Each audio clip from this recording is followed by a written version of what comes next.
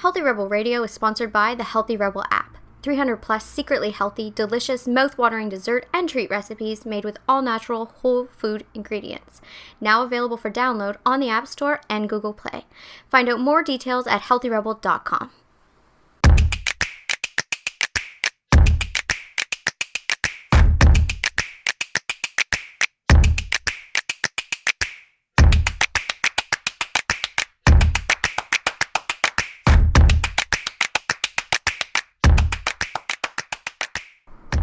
Welcome to Healthy Rebel Radio. I'm your host, Dr. David Geiser. I'm here with my Dami Health Healthy Rebel co-founder, Amy Lane. Good morning. Good morning. Today's show, we're starting with some things that can be quite devastating for some. Number one, we're talking about global warming, which obviously is absolutely terrible for the earth, but it's having an impact on nutrition. It's having an impact on food supply, specifically 3 foods we're going to go through today that we're either experiencing a shortage for now or we will be in the future. Number one, and this may be a good thing, sugar. There is a sugar shortage happening. Adios, sugar. Adios, sugar. If you're looking to go sugar-free, now's the time. The cost of sugar has gone up 45% since August. And we don't mean sugar replacements. We mean just removing it and moving on. Mm-hmm.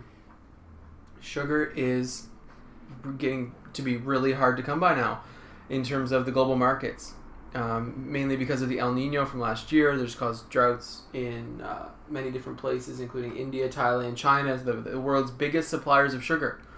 So the cost of food is going to be going up. Is processed. So it's going to be really, really interesting in the next couple of years here.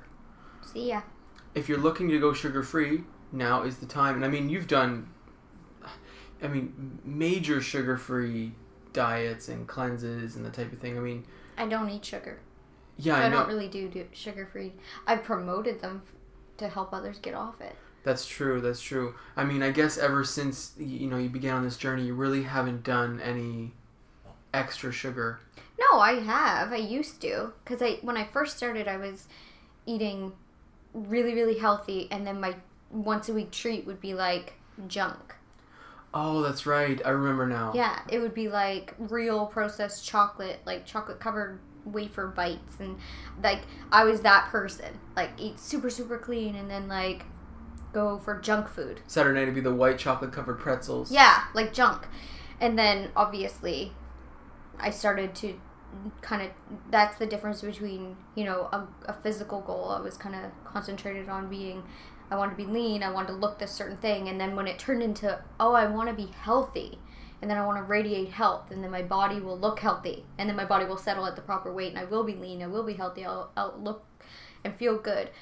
Then I realized that, I don't want those treats, and that's why I started making the Healthy Rebel treats, because I still love decadent foods, but I want it to be made of real natural ingredients. Is it things I would eat every day? No, they're still a weekly treat. But they're not junk. Why would I pour that into my system? Exactly. And that was the shift I was sort of thinking about when I was saying sugar-free. But yeah, it's completely shifted now. You're right. Yeah, and it's been years since I had processed sugar. Years. Mm-hmm. And if I ever accidentally, I haven't in probably 2 years even accidentally had it. But I think 2 years ago, when we were visiting Nova Scotia, I had a bite of cake that was made for you. And it was something that, back in the day, I would have just sat down and ate as much as humanly possible till my stomach was sore. And it literally made me sick. Mm-hmm. It made me feel high. It made me feel uncomfortable. I felt disgusting. And I remembered those brain triggers. It's like a drug. I remember those bing, bing, bing. You want more. Sugar, sugar, sugar, sugar, sugar, sugar. Like it's a monster. And I was like, oh God, I am not touching this again. It's a drug. Oh my gosh. Oh, do I know it? And you don't realize it until you take it out. Well, right now I'm going through this a very similar thing with the amount of maple that we have here. It's just amazing. We got this order of maple from the east, and it's maple butter, it's maple syrup, maple cream. It's maple all maple, but it's cooked at heated at different temperatures, so you get a different consistency. So it's, if you don't know, that's why it's called maple butter. It's not actually butter. It's just heated at a different temperature, and then it has a different consistency. Oh, it's so delicious. So we received this huge care package of, which maple in small amounts is fine. I don't do it. because it's a slippery slope for me. Mm-hmm. Like, if I had a bite of that maple, I would sit down with the rest of it. Oh, yeah. And that has been me the first week we had it. It was just every single day, sugar, sugar, sugar. Yeah. And now I've sort of calmed down because I'm being reminded of the negative impact sugar has on your body. But if you don't have that addict quality, using maple sugar, a little bit of maple sugar in say your coffee is way better than using, refined sugar. Oh, it's much better. Because there are actual health benefits in things like maple sugar. It's so true. It's so true. Including B vitamins. Yes, definitely. And it's just so delicious. That's why, there's a spectrum. You have to know yourself. You really do. And if you know that you're someone who is, has addictive personality and just having it in the fridge is too much, then you have to watch out for that. Yeah. See, maple would be a trigger for me, but I can, blend up fresh dates or soak fresh dates in hot water, blend it up and have a caramel sauce. Right. And it's not a trigger for me. The fiber, the nutrients, and it's sweet, it's sugar. But I can sit down and have some of that with some fruit once a week and feel completely satisfied without needing it the next day. And that's sort of what I wanted to get at this morning. I mean, so many people are looking to go sugar-free. People are looking to make diet changes that are supportive of, anti-inflammatory, healthy mind, healthy mood, these types of things. How do you get started on just reducing your sugar consumption? You just do it. I suggest a 21-day vegan cleanse. It's awesome. It's whole food packed. There's no, sugar on there, and you just do it. You do it, and you understand that if you have been consuming a lot of sugar, like any detox, you're gonna probably have a headache day 1, maybe through to day 3. Mm-hmm. But if you stick with it, you'll heal faster. Oh, definitely. And you'll reap the benefits. That has been your go-to really for the strict changing your diet all at once type change. When you first started this, like we were talking about before, it was really like that Saturday night treat would then switch to something you've made from the blog, which is a natural source of sweetness. There's nutrients in it. And it's not junk. It's not highly processed crap. That's how I sort of help people get through this first stage. Oh yeah. Let's switch your treats to from high sugar cake, ice cream, whatever, to something from the blog, which would be sweetened with dates or sweetened. Well, and people will be like, but there's fat and there's sugar in that. Yeah, but it's from real food. Your body knows what to do with that. Mm-hmm. There's also a nutrient value. You're getting fiber, and you'll be satisfied faster. So true. Your body knows what to do with it, exactly. Your body knows, there's a difference. If I went and got cake from a store and ate it right now, tomorrow I would have swollen eyes. I would wake up feeling disgusting. I would be bloated. Oh, it would be remember awful. when I made that cake for your birthday a couple years ago? Me. We hadn't had a cake that was made from scratch. It was 3 years ago. And we hadn't had it in so long. And then you just thought, okay, let's do this. So I made it. Well, it was a very nice gesture. Well, I didn't think it would have such a negative impact on us. My God, we weren't used to it. It caused me to go into some sort of autoimmune. Happy birthday. It was bad. Yeah, it was really bad. if in contrast, if I go and make, one of my favorite, squares off the blogs or the raw Snickers or something like that, and I sit down, I enjoy a normal portion of that. Tomorrow when I wake up, I'm lean. There's no, I'm not stuffed up. There's no ramifications. I'm not grumpy or moody. I mean, I get so moody when I have sugar. Mm-hmm. Real sugar. It makes me crazy. So there's a difference. Yeah, it's true. But anyway, yeah, I'm a very gentle about a lot of things and about a lot of change, but I'm very firm on, I think we're too gentle about change. And I think it's our ego sneaking in and being like, yeah, be really gentle. Be so gentle that you never actually change. Yeah. Sometimes you have to just do it. It's just being an adult. It is. And it's a really good lesson because you very quickly, once you get past the first few days of this type of difficult change, you very quickly learn the benefits. Very quickly.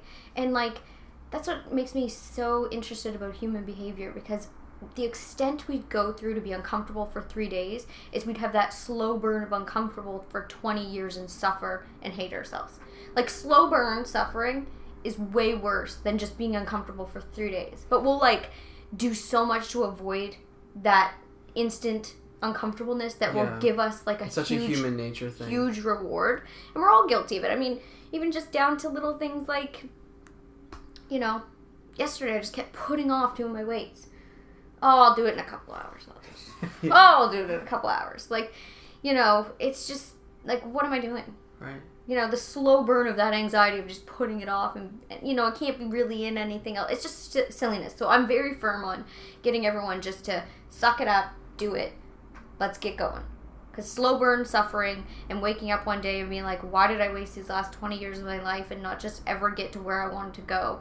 And you have no one to blame but yourself at the end of the day. Oh, it's torturous. It's torture. Yeah. I mean, and that's one of the gifts I received from torturing myself for years and just spinning and spinning and spinning and never doing the actual thing that it took to change. I learned that embarrassment, and it humbled me to the point of, oh, I can blame all these circumstances and all these terrible things I've been through, but really at the end of the day, I'm the only one holding me back. And I got so embarrassed, and I really cried, and I realized it, and then I set myself free. I'll never do it again.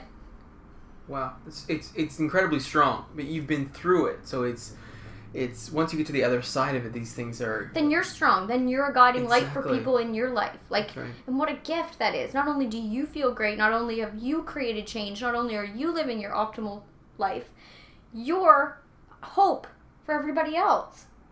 Like, man, it's like it's compounded. It only gets better. Like... Oh, it's powerful. It's huge. And I'm feeding off you. I mean, this is where I come from. I mean, this is how I excel really in these types of things. The other thing that I got from you was, well, first switching the treat. Okay, let's go to something a little that has some nutrients. The next thing is let's switch to liquid stevia. When we first were doing like big time cutting sugar back, we were doing powdered stevia, and I didn't like the taste. No, and it was... And now looking back on that, we get it at different places, whatever. You don't know what it's cut with. No, and we found so many times that it was cut with artificial sweeteners, or it was cut with Terrible. Sugar alcohols, which aren't good for a lot of people's digestion. But when we finally found out about liquid stevia and how you can regulate the dose so simply, I mean, even the difference between you and I, the reason that it's so much easier is because if we did powdered stevia, you just open the pack and you just pour it in, and it tastes a certain way. With liquid stevia, you like a few more drops than I do.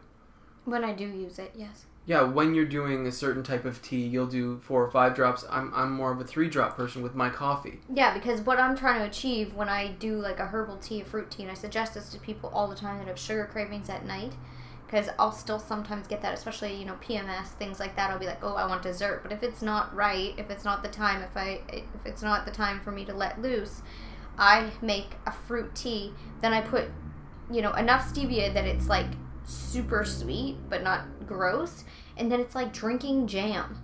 Yeah. And it's like, how could I want anything else? It's literally calorie free. It has no effect on my body. Makes me feel full, warm, and I have a restful sleep. I mean, it's a win-win-win-win-win. Oh, is it ever? And I mean, some people will say to that, oh, stevia tells the body the same information that sugar tells it. But we don't experience that. We don't get crashes from stevia. Never. There's no weight gain with stevia. But at the exact same time, I don't think if you're using a high amount of sugar, that you should just then start sucking on a bottle of stevia. Oh my gosh, no. We have a bottle of stevia for months in our fridge and literally use it at a drop at a time. Like, you have to reduce all sweetness out of your life and then learn like how sweet fruit is on its own. It takes about 3 weeks to make these changes for your body to start recognizing, oh, I don't need all this sweetness. I say go for the 21-day vegan cleanse. It's easy, it's all laid out, it's super inexpensive now, everybody can afford it, and it's real change. For sure. I love it. Yeah. So the next topic is very similar, caffeine. So we've got sugar, right? There's a decline in the sugar distribution happening this year. Because of global warming. Sorry, I'm trying to remember how I got off on this. I apologize. That's okay. The next one, the same thing is happening to coffee. No way. Devastation. Well, that's more upsetting for people. Well, I wanted to start with sugar because that's, broad spectrum. Everyone can reduce their sugar consumption. The next one is coffee. This hurts me to my core. So what you're trying to say is, so far, global warming is an assault on drugs that we pretend aren't drugs. Wait till you hear the next one. So it is.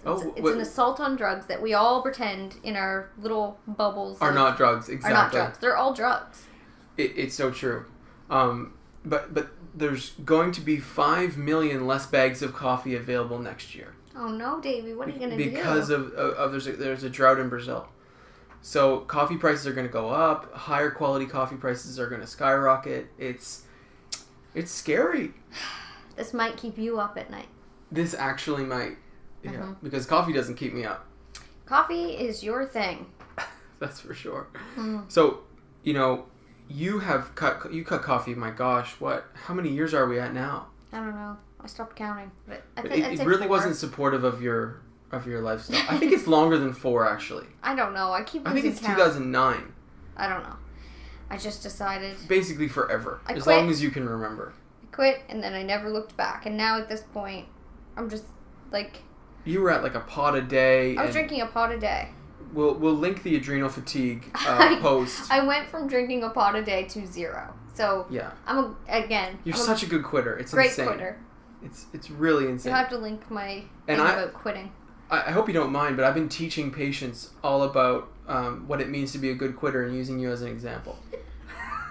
Because people will come in, really type A, really want to follow things by the book, and then will say about their personal life and how they seem to be an excellent quitter at things. They can't stick to certain things, but they're really good at quitting other things. And I try and show them that it's a great quality to have.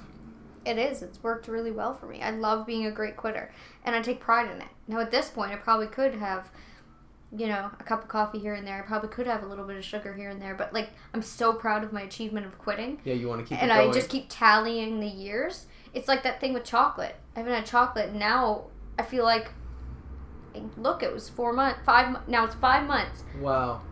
So I feel like I want to keep this rolling. It's impressive. Can I go years without chocolate? As long as it's not causing you severe anxiety, it's good.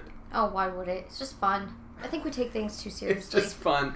Quitting chocolate is just fun. It's all fun. Yeah, I know. You're saying that. That's how you feel? Because you get empowered and you realize, this stupid food product doesn't have control over you. No, I love it. It's foolishness to, be like, my life is crumbling because I don't have a certain beverage or, once you get real serious and humble about that and just, laugh at yourself. Yeah. It's awesome. So true. And for me, coffee isn't like this for everyone. There's some people that are highly functional with coffee. You're one of them. It doesn't affect you negatively. Coffee was not allowing me to repair from adrenal fatigue. And again, with my, food addiction, whatever, if I had a cup, I was having a pot. Yeah. And that's just, I know that about myself. There's no in between. It's like sugar. If I have some, I'm having it all. So it's just taking it out gave me freedom and control. And now at this point, I don't care. Well, and you thrive on freedom. You thrive on control. I love it. That's what you're searching for, isn't it? Well, it's not control. It's actually the opposite. It's surrendering, these things don't have control over me. I'm in charge. Yeah, taking the power back and empowering yourself through these changes. Yeah, and it's not like I have to avoid any of these things. At first, I had to take them all out of the house and be all whatever, but I make your coffee almost every morning. Yeah. I care not. I know. I love the smell of it. I enjoy going out for a coffee with you. Some of the lessons I've got from you with regards to being an excellent quitter and this whole experience that you've gone through is like you just said, the humbleness that you go through. Yes. You have to become honest with yourself, and that's the barrier that I a lot of times will just get stuck at with people. Yeah. Because they get really protective, so their egos flare up. So it's like, you don't know my circumstances, you don't know how I feel, my life is worse than yours, that whole thing. Our little child comes out and starts screaming, and it's like, yeah, I hear you, but it's not real. Everything you're saying right now isn't real. It's hard to convey that to someone that's not ready. True. But the freedom you get on the other side when you get humble and get kind of embarrassed about your behavior and you realize, oh, this is silly. Mm-hmm. Coffee is just coffee. It's no control over me. It's only done negative in my life. It doesn't work for me. Let's work on not drinking it's coming at it from at that point you've gotten to quite a gentle stance of the self-love, taking care of yourself type situation. But you had to get there. Mm-hmm. And it took humbleness and it took actual loyalty to to yourself and the future of your own personal health and well-being. Firmness and boundaries until I get there. Doing the things today that it takes me to get to the place, later that I'll be in freedom and think it's funny. Yeah. And now at this point, people are like, what do you mean you just quit coffee one day and it's been 5 years? Like, how? Or 4 years? Or I don't even know. I'll have to look it up. We'll link it. But, no, I think you're right. I think it was 2010. And this is 2016. Something like that. Forever. As long as I can remember. We never drank coffee at the same time. That's how I remember it. Yeah. So, yeah, I mean, do you have any tips that helped you? I mean, not everyone is in the same situation as you where they can just quit something on day one and never have it again. Yes, they can. Yes, they really can. That's the lie that we tell ourselves that keeps us in addiction. I'm perpetuating it. You are, because you don't want to believe it. Because you love coffee. Now, if we're talking about something that you don't care about, you'd be like, sure, yeah, whatever. Quit it tomorrow. But, like, you have to be really firm with yourself. You have to handle things, like, as much as, people don't like paralleling it. To me, it's like, I always look at, like, how they deal with, like, alcoholism. If you're an alcoholic, you're not going to just, like, okay, I'm just going to lower my alcohol consumption to a few glasses a night. Then I'm going to lower it. No, you don't. Because it's a problem for you. You take it out. Right. And you go through the steps, and you get humble, and you realize, like, this isn't working for me. Yeah. And then, you do the steps necessary. Like, you don't go to bars. You don't do those trigger things at first. You don't bring junk into your house. And a lot of people will say, but I have a partner that whatever. Tell your partner what's up, that you're trying to heal from something. And if you're with somebody and they're your partner, then you love each other, then that person will humbly help you. Yeah. And if they don't, that's a whole nother thing you need to look at. Definitely. Right? Definitely. Yeah, we've talked about this many times. That there can be some enabling that goes on, and it's. Well, and we like to blame each other. Yeah. But my man. It makes it easier. It makes it way easier. It takes it back off you. You're a victim again. Yeah. You got to start owning your stuff. You gotta move past being a victim, and you got to recognize when you're being a victim. Yeah. True. We should do an episode really on the victim consciousness and that sort of the learning that we did surrounding that topic a couple years ago. Yeah. That would be good. Yeah. The final thing I want to cover today is along the same lines of this, what's happening with drought and food and loss. And we went through sugar. That's going to be okay for everyone, really. Went through coffee. It's devastating to me. The final one, look out, bananas. Oh. No. This is a little different. Why? Over the last 100 years, there's been certain fungus that have taken out banana species. We have recently, in the last, I think it was maybe in the 70s, I might be wrong about that, created the new bananas that we have today. Okay. And they're resistant to the fungus that wiped out the few species before. Okay. Now that fungus has actually mutated now, I believe in Indonesia. It's mutated and now it's attacking the bananas that we know and love today. Oh. So if it crosses the water into South America where most of the bananas of the world are grown, then it's going to be devastating to the world's banana population. So all the things you're listing today are just all projection ideas based on what's happening. No, the sugar and the coffee, that's happening. It's already happened. Okay. But the bananas is happening in other parts of the world, but most bananas are grown in South America where this fungus is not present yet. Well, I don't like to hear that, but at the same time, if it's happening, then maybe that's the environment saying you shouldn't be eating these. Well, the real problem is just one thing. What? All of the bananas that are in South America right now are exactly the same, identical DNA. They are. Well, then that seems creepy. They're all 100% identical. Okay, well, so there's no genetic variability, so there isn't even a possibility for a certain strain to emerge that is resistant to this fungus because they're all seedless and they're all being grown from the exact same seed. Do you know what I mean? They're all the same. Well, maybe the environment's trying to protect us then. Maybe this isn't something we should be eating. You've been eating a GMO banana for many, many years.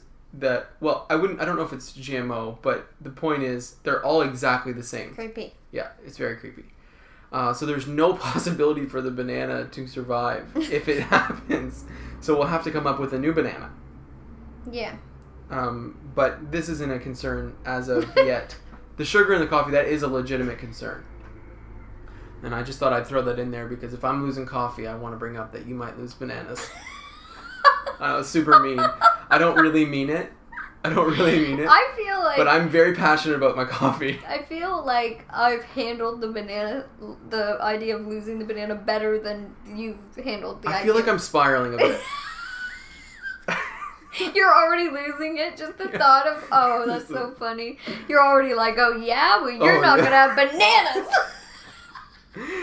Oh, God. That's funny. Yeah. Don't spiral about the loss of coffee. I'm cool with it. Yeah. I'm alright. You're like, it's fine. If it's meant to be, we'll find a new banana.